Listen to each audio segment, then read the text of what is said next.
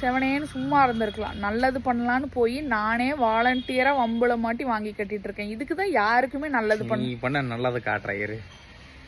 என் phone தெரியும் பாத்தீங்களா அந்த இடத்துல மட்டும் வித்தியாசம். டெம்பர் கிளாஸ்ல ஏர் பபுள் விழுந்திருக்கு. அதையதான் அவ்வளவா காட்டிட்டு இருக்கான். என்ன டெம்பர் வந்து உடஞ்சு இருந்துச்சு, கொஞ்சம் நொறுங்கி தான் இருக்கும். சரி நம்ம எப்பவும் யூஸ் பண்றது அப்படிதான் இருக்கும். இவ போய் டெம்பரை மாத்திட்டு வந்துட்டா. உடனே எனக்கும் மாத்தியே ஆகணும். நான் சொல்றேன் அப்படியெல்லாம் சொல்லல, நான் மாத்திட்டேன் நீ பாவம் சரி வா உனக்கும் மாத்தி தரேன்னு கூட்டிட்டு போனேன். வேண்டான்னு வேணாம் எனக்கு இன்னொரு கூத்து பட்டா.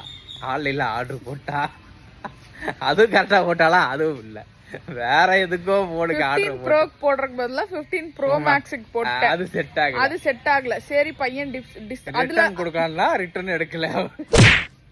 சரி பையன் டிசப்பாயிண்ட் ஆயிருவானேன்னு சொல்லி பக்கத்துல இருக்கிற கடையில ஓட்டலான்னு போனா அவன் வந்து அந்த கவரை தாண்டி வருது. அந்த டெம்பர் போட்டா இப்படி ஆயிருது.